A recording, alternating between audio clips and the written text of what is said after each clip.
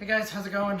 Mike here with another sword review. I wanted to share this with you because this is my first unboxing video. I decided recently to pull the trigger on a Valiant Armory Irish leaf blade sword. I saw it, it had the antique green and I had to have it. So put some work in, and I've taken it out of the box a little bit here, just kind of cut through all that tape, so to speak, just so we can kind of get to the meat and potatoes of exactly what it is that we've purchased here. So let me go ahead and start to unbox this a little bit. It all came very nicely, very packed up, very safe.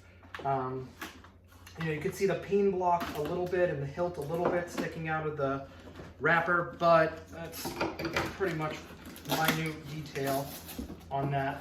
Everything's glued together very nicely, and it might take me a hot second, so let me try fish this out for you guys, and we can enjoy the experience together. First impressions, holy shit. This is an absolute monster of a sword. Like all the rest of the swords that I've had packaged up and sent to me from everywhere, from California and Texas and Ryan sword and China and everything else, it came exquisitely wrapped. Oh my goodness. First S-tier sword, guys. I have Zombie Tools Big Bad Wolf is my former favorite. I've made videos on that in the past, but aside from the Albion Cressy order that I just put in, it's going to take 2 years for me to get here. This is a biggie. So I honestly wanted to get this unboxing video in front of the camera just because I want you guys to do this with me, just because it's so raw. Oh my goodness. Okay. So, trusty little Smith & Wesson First Millennium Run. Medium-sized knife to kind of open it up very gingerly, very carefully. And just literally takes my breath away. Quite literally. Wow. I mean, I still get that feeling that I did when I was 16 years old, getting my first sword off of eBay from Texas, you know, an old Claymore wall hanger, and I still get it. I still get that feeling, which is so great. I'm sure you guys do too. Here it is. Unboxing video, Valiant Armory Irish Leaf Blade Sword.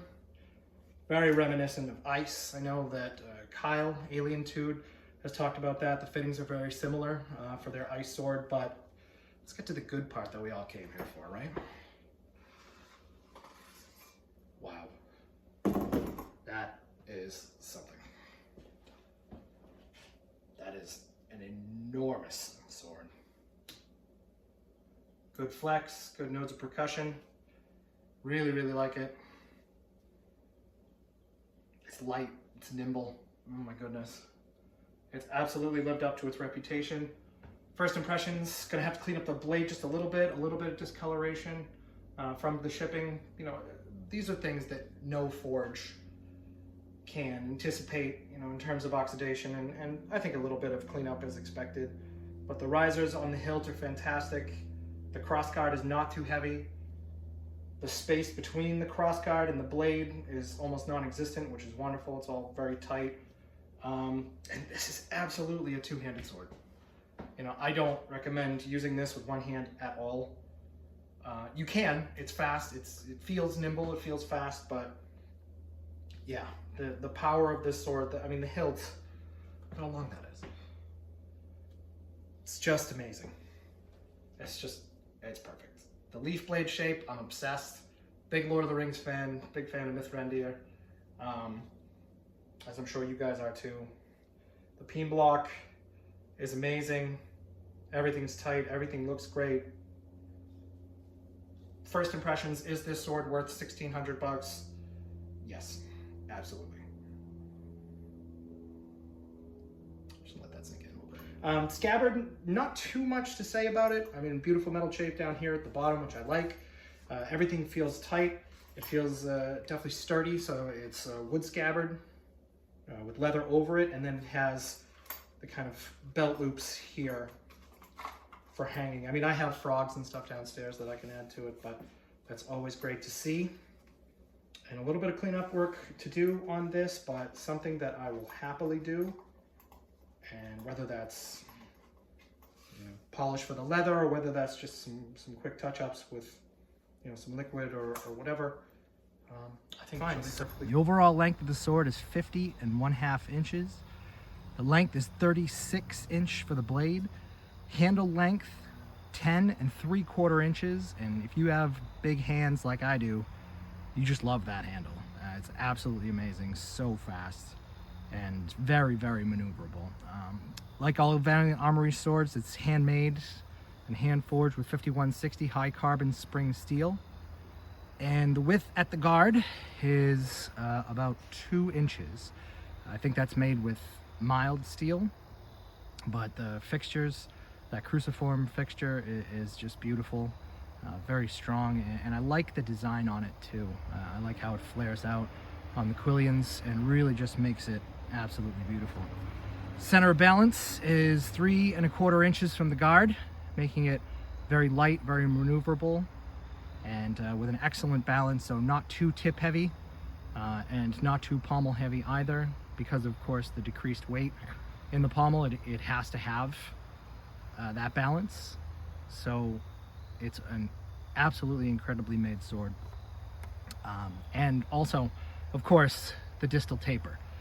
Distal taper starts at the ricasso, goes all the way down to reinforced tip, and it just really makes it an amazing weapon, and very fast, like I said, and maneuverable. And you wouldn't think that that would be the case for a 50-inch sword, but the tang of the sword goes all the way through, from the blade down into the hilt, from the cross guard, all the way through the pommel, which is an Irish ring pommel, which is kind of that standard wheel pommel but hollowed out, so you can see how the tang actually extends all the way into the peen block. And as you saw from the video previously, the hot peen on this sword, which is my favorite, and I think as structurally sound, or if not better than the threaded pommel, is just really, really well done on this sword, not letting any weak spots to it, and really allowing... I've always loved leaf blades.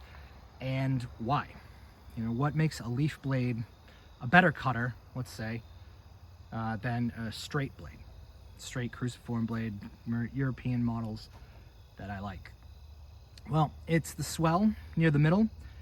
It puts that extra mass right where the cut happens, and that added weight, it boosts momentum in the cut, which makes it so that when the edge bites, more force drives through the target.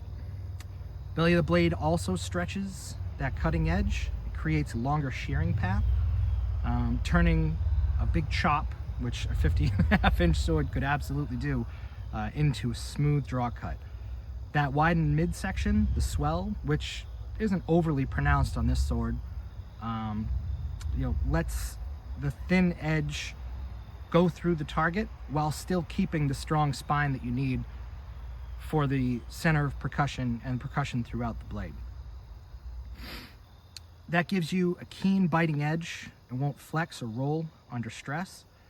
And that swelling also pushes the balance forward, lining up the strike with the blade's sweet spot, of course the center of percussion, like we talked about. Each swing feels a lot cleaner and harder and more efficient when you're swinging it. And throughout history, there have been incredible examples of leaf blades, from the Celtic leaf swords, from the Roman to pre-medieval times, to the kukri used in Southeast Asia. That kind of heavy belly design, it blends that beautiful slicing geometry with the chopping power that you really, really want. So it's just a fantastic sword, the way that it's built. Of course, for us Lord of the Rings fans, Gandalf carries a leaf blade sword, Glamdring, and this is pretty damn close. I've seen Valiant Armory's Glamdring, and it's beautiful. I've seen other versions of Glamdring, and it's beautiful, and this kind of blends best of both worlds for those Celts who want some serious cutting power, a little bit of a fantasy element in there, so I love it. But yeah, back to the leaf blade. The kind of edge length, the momentum, the energy transfer, I mean, that's kind of why I love leaf blades, why I like the look and shape of the leaf blade. And it's really just an incredible, incredible sword. Hey guys, Mike back for another sword review. I just wanted to share with you guys my newest purchase, which is the Valiant Armory Irish ring sword, two-handed leaf blade. Really an incredible sword and probably the pinnacle of my collection right now.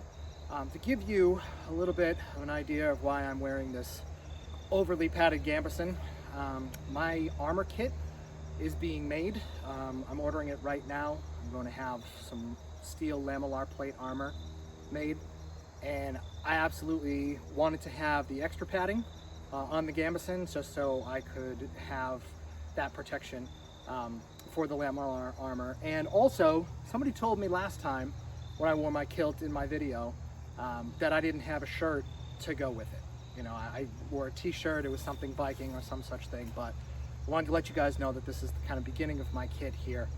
But with all that aside, I wanted to share the cutting power of this absolute monster of a sword. So as I do with all my reviews, I'm gonna go ahead and bring it up close a little bit for you guys so you can see every aspect of it, from the full tang ring pommel all the way through the leaf blade with the slight swell. And this thing is just an absolute monster. So without further ado, let's get after it. 'Tis the season cutting pumpkins, yeah? Almost no effort with that cut. Went right through it. I mean, that rind is millimeters thick, but it would be a hard target. It would be a hard target to get through, and with this sword, it really just wasn't any problem at all. So let's go from the other side. It really just makes exceptional, clean cuts with the blade itself. So let's see what we can do. And with the leaf blade, the reinforced tip, it's good bend, good flex. That stab was a little off, but it absolutely went through. No problem at all. And I would trust this to go through a gambeson like the one I'm wearing, no sweat. Is it worth the money? Absolutely. It's an investment for the future, strong defense of your home, and just an incredible work of art. So pick it up, keep cutting.